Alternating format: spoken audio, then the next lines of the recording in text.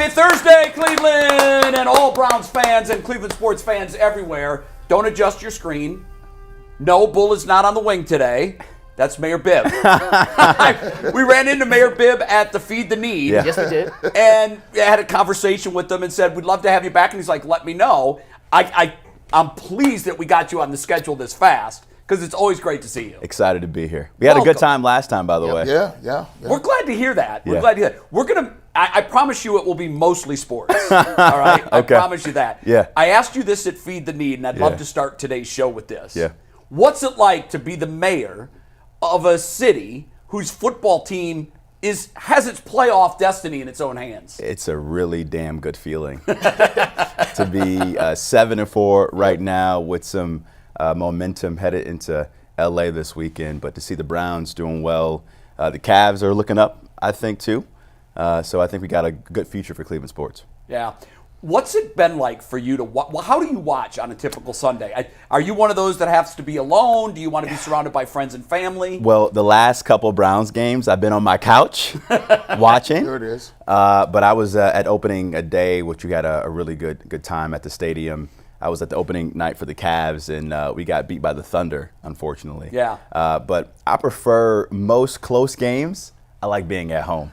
So I can yell at the TV by myself. So you are a yeller then? Yeah, I'm a yeller. One of us. I'm a yeller. Yes. Yeah, absolutely. I got to follow that up. Now, Yeah. Does Mayor Bibb have to go to the ticket office like the rest of us, or do you pull up? Like no, I get my own tickets. And are those tickets by Myles Garrett? Like, do you get the Myles Garrett joints, like the ones right by courtside? I don't say courtside, but I get good tickets. Okay, I'll leave it at that. Look, the mayor has to have perks. Right. I mean, why else would you want to be mayor if it doesn't come with some perks? One of the best perks is they get to park in the bottom of the stadium. That is a game changer. That's the best perk That's of a being game mayor. changer. By the way. Oh, do you have a camera like follow you like they do in the NBA? No. Like when you got the outfit on? That's a good idea, by the way. That is sweet. That's a Mayor great Fitz promotion. rolling into the stadium. I want to see him do his walk-in with the puffy coat. Yeah. Hat on. Yes, and we need the slow motion video, the 4K slow-mo with the little. I can't pull the DTR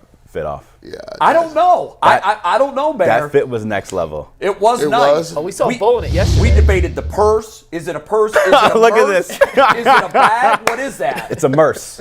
It is a merce. It's a merce. See, that's what I said. It's a merce. I immediately said it was a merce. Yeah, I'd say he immediately came with a small dog. He said, doesn't that come with a white dog? Yeah, white little dog, and it sits out the front. Yeah, that's what it is. I love that. So I said that we'll talk a little bit of politics. I think we have to because we have the mayor. I mean, how can we not? You've announced that you're going to run for re-election. I am. Congratulations. Thank you. Before we get into the future, let's get into what your time in office has been like so far. Is it what you expected? Is it more than you expected? Absolutely. In a job like this, being mayor of a major American city during this time in our country and in the world, it's more than you can expect because a lot of the challenges that we see in our country, from poverty to violent crime to the complexities of what's happening in the Middle East right now, are all on our front doorsteps right now as mayors across the country. But to be a son of Cleveland, leading our transformation right now, for me is a dream come true because we have so much potential to truly be, I think, a globally competitive city long term. And we have all the ingredients to get it done now, and to be at the helm leading it during this transformation has been an exciting time. You know, when I grew up, Cleveland was the major hub of everything, right? It's big. I grew up in Canton, Ohio. And as I've grown, you start to see more and more people leaving Cleveland, leaving some of these places. What are some things, ideas you have to get people not only not to leave, but get people drawn back into the city? Well, I think you're seeing a lot more young talent choosing Cleveland now versus staying in New York, Chicago, LA, or Silicon Valley. Just this year, we hosted 2 major events, Forbes 30 Under 30. Yep. We have folks from almost every state in the country come to Cleveland for that event. MGK was there, Kendall Jenner was there, Bad Bunny was there, really showcasing Cleveland to the world. And then a couple of days before that, we hosted the second ever Futureland Summit. Baron Davis was one of the keynote speakers for our Futureland Summit. Rich Paul was one of the keynote speakers last year, really highlighting Cleveland as a hub for diverse tech and arts and culture talent. And so there's a lot of things happening that I'm excited about in terms of our transformation.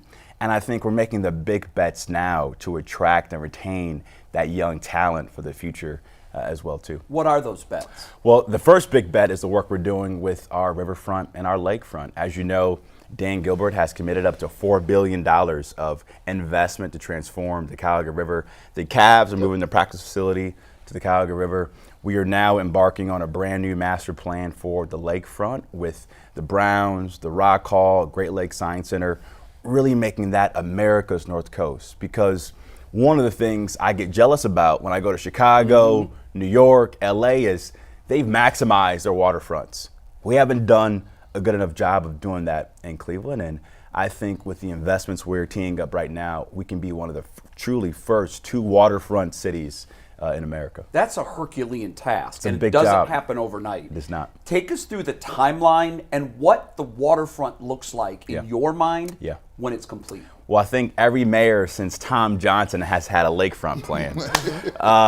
None of them have got it as far as you have. No, and we've been moving really, really fast. So the master plan for the lakefront will be done by the first quarter of next year. And I envision this as a place where you could live, work, and play. New beaches, new storefronts, new food halls, a boutique hotel, a place where you can play pickup basketball or pickleball, but a place that reflects the beauty of Cleveland. Because for a long time, especially on the east side, the lakefront was cut off to us, right? Because of that highway, which is a model of redlining and segregation. And for a long time in the city, the river and the lakefront was a dividing line, east side, west side, black and white, right? We want to change that and make our waterfronts a place of healing and a place where everybody in Cleveland feels they can see themselves in that asset. I know this would only be partly your decision, but in a new lakefront plan, does that involve a new stadium for the Browns? Well, we are in current negotiations with the Browns and the Haslam, so I can't speak too much about it, but I'm committed to keeping the Browns on the lakefront. I'm committed to creating a deal that is fair to Clevelanders, but also competitive to make sure we can keep the Browns in the core of our city. Do you get a sense that the Haslams share your vision for a downtown future? Absolutely.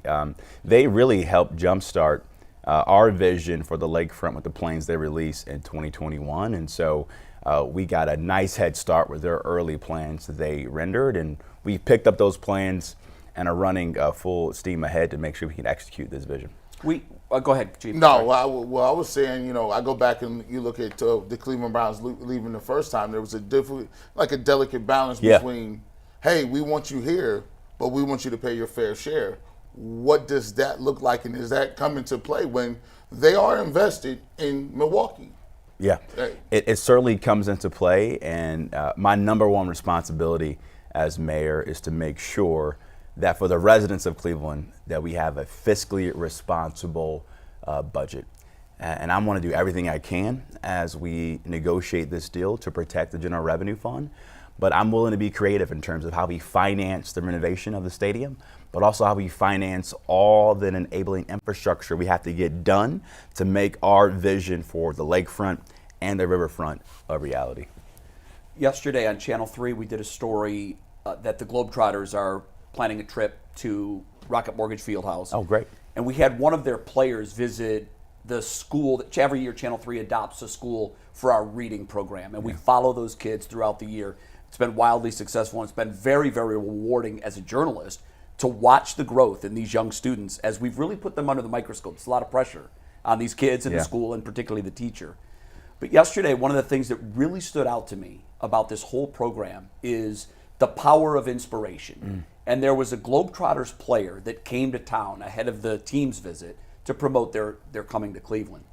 And he told a story to the entire school about how in the 9th grade, the Harlem Globetrotters came to his school. And he sat in attendance and he said, that's what I'm going to do. And he's living that dream right now. And I bring that up to you because you, as you know, are a powerful figure in this community, not just because you're mayor, because you are that shining example of what you can do when you put your mind to it. When you were a 9-year-old boy, what was your vision for your future? And second part, what is your message to all the 9-year-old boys and girls in Cleveland that may feel a lack of hope, but there's a bridge to get to where they want to go? Yeah. Well, when I was 9 years old, my first love was basketball.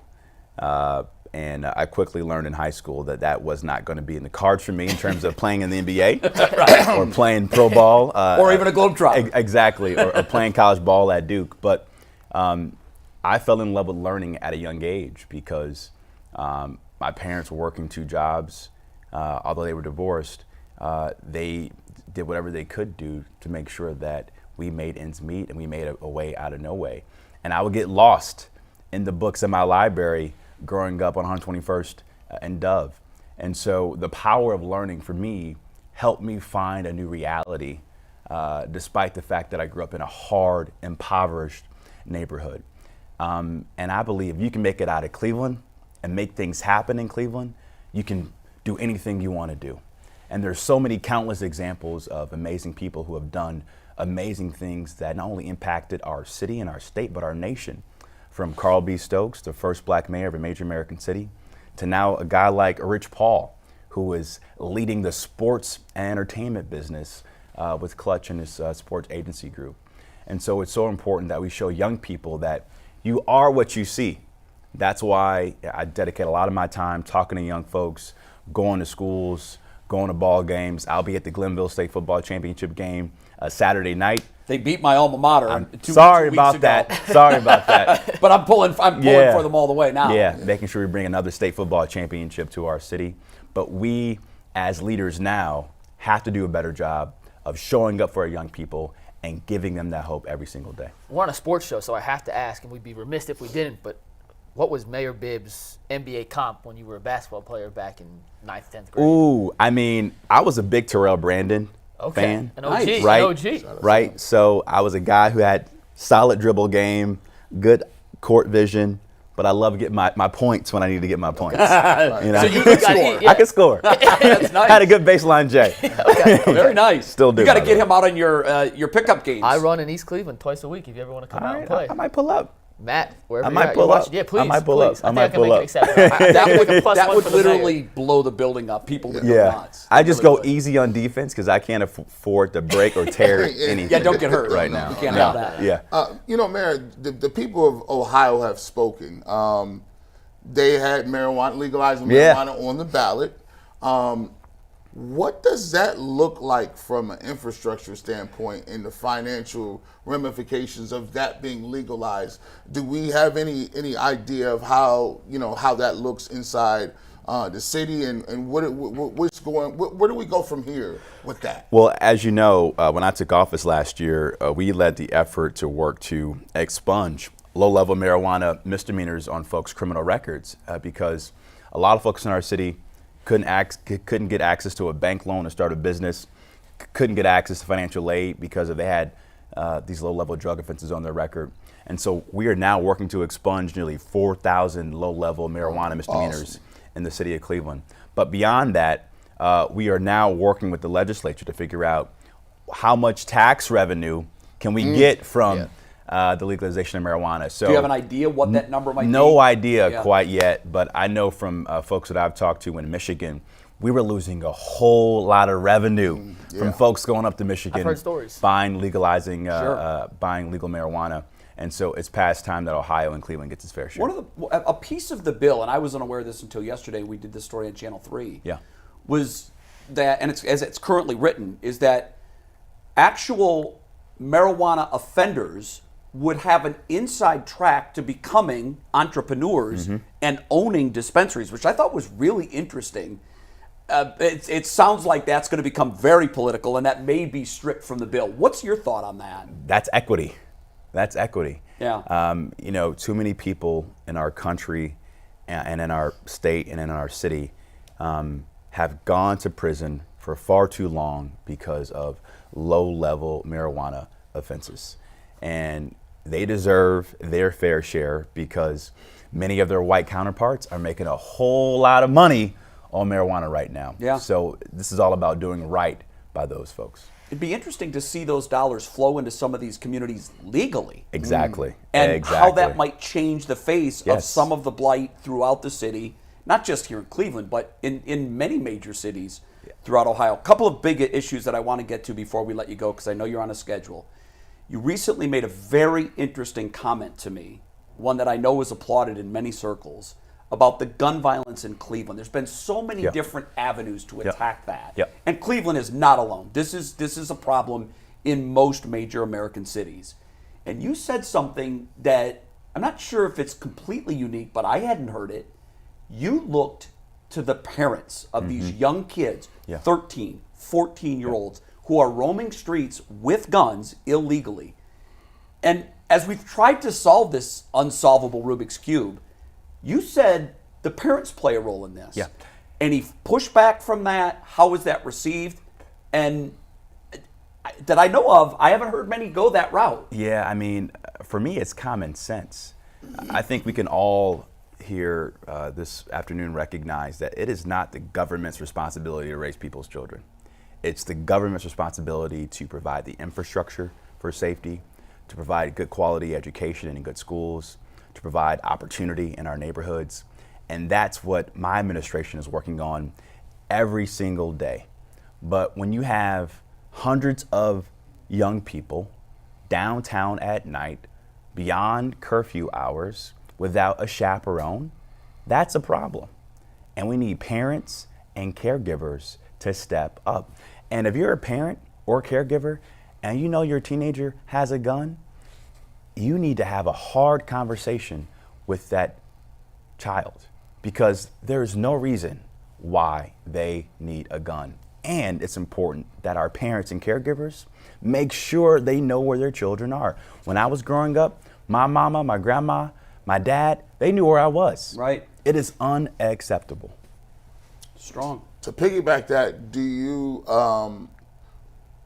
are you for universal background checks? For Absolutely. guns? I'm for universal background checks. I'm for red flag laws. I'm for common sense gun safety laws. We had a young child in our city get shot in the head earlier this year because a gun was laying on a couch after the parents had a party. But because of our legislature in Columbus, I can't pass any common sense gun safety legislation that would have provided any penalties regarding that. That's all done on the state level. State level. And 80% of folks in our state want to see background checks, want to see red flag laws, want to see common sense gun safety laws on the books. 80% of Ohioans. And I'm a big believer in the Second Amendment.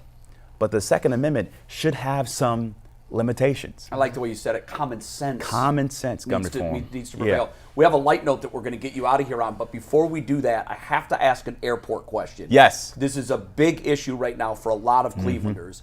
I know you want to extend. There's been some goings on recently that looks like it might just be sort of a stopgap to get to ultimately where we want to go. Where is the airport project and what's the future? We are of in the current negotiations with the airline carriers to support the financing for the renovation of Hopkins International Airport. As you know, the economy is changing, Sure. and construction costs have risen, supply chain issues, and so that's impacted the cost. But I'm confident we're going to find the right deal at the right price point to make sure we can see shovels in the ground over the next couple of years to transform our airport. You're running again. Yes, I am. Everyone wants to know what comes after that. Well, hopefully I'm blessed to be reelected by the voters of Cleveland in 2025, and we'll see what happens after that. There is a lot of work that needs to be done in our city, and I inherited problems that we've been trying to tackle for over 75 years. Those won't be solved in one term. They may not be solved in 2 terms, so more to come soon on that. And check your email because we have a I've Mayor got it Bibb ready, edit. Mike. I'll call it in 1 sec, but we're going to get you out on a fun topic here and a weird transition from guns and airplanes to this. What would be a bigger draw for the city of Cleveland? A Browns championship parade or a free Taylor Swift concert? Browns championship parade. Right answer, by the way. Right answer. That's the only Yeah. answer. Is it close? No. I mean, one would That's be the big. right answer. One would be big for women. But my plea, but though, the Browns championship parade would be big for everybody. about she- if Travis and Taylor get married, wedding's got to be in the land. Can you gotta work that be. out? I got plenty of land for them. Plenty of land for it, for a great wedding in the land. You'd have votes forever. Yes. Hey, by the I'll make way. it happen. Yes. You know, you mentioned. We gave MGK a day. We might have to give Travis a week for And that listen, one. they would deserve it, and Taylor as well. We're going to play a piece of video after you leave about Travis Kelce Yeah. and MGK Yeah. on their podcast, where MGK makes an offer Yeah. for Travis to come home and play for the Browns. And the one thing that stood out to me about that clip was, A, the money's not nearly big enough. Sorry, MGK, I know you got deep pockets, but 500 large, not going to do it for I'll Travis. take the 500K if Travis. Yeah, exactly. Give it to me, MG. But what was your reaction to what was obvious, his passion for the city of Cleveland? I really just love that. I think I watched it 10 times yesterday. He needs to be an ambassador of our I city. agree. And they really are. Both MGK and Travis really represent the authentic, resilient, amazing nature we have as Clevelanders, and it's really great to see them on the global stage. What's interesting to me is one day both will end up very near their hometown Yep. in Canton. Yeah. There are credible arguments to be made that Jason is the best center, not in the game today, ever. Yeah. There are credible arguments to be made that Travis Kelce is not just the best tight end in the game today, ever. Yeah. Could you imagine? That'd be great. And right here from our Two small Cleveland little boys. humble Two city Cleveland of boys. Cleveland. Yeah. Absolutely. Now you know Bull was here. He was gonna argue with you on that one. I know he was. Jay's top 5 at best. Top 5 at Top best. 5 And at do you have the best. tag board? Oh, I've got it ready. So, Mayor Bibb, we mentioned earlier DTR and the swag. Yeah. Well, our guy Kyle Brenner is a maestro with Photoshop, and he sent us this during the interview. So, Uh-oh. What would he and look like? Let's take I'm tag nervous. board here. Who Let's wore see it if- better? Steve. Oh, stop. That better not go viral by the end I of the didn't day. do it. This is from the viewers, so shout out to Kyle. Man. Viral. I I think think that's you- your I think campaign you Hey, photo. New York Fashion Week, here we come. That's Let's great. go. Let's Look, it go. looks better than Bull, let's be honest. Yeah, The bag You is are- kind of dope, by the way. Yeah, I'm not it gonna is. lie. Bag. You pull that off. With Bull, it did not look right. Yeah. You can That's pull that look hilarious. off. That's great. Mayor, as always, Thank you so you know much. we're fans of you. Thanks for having and me, we fellas. love that you're a fan of the show. I appreciate it. Always an open invitation to come back. When the Browns make the playoffs, you have to come Gotta back come in. back. Would love to. All right, great. I'll wear my Nick Chubb jersey next time, too. Wonderful. The There we mayor go. of Cleveland, Thanks, guys. Thank Justin you so Bibb. much. Appreciate it. Thanks.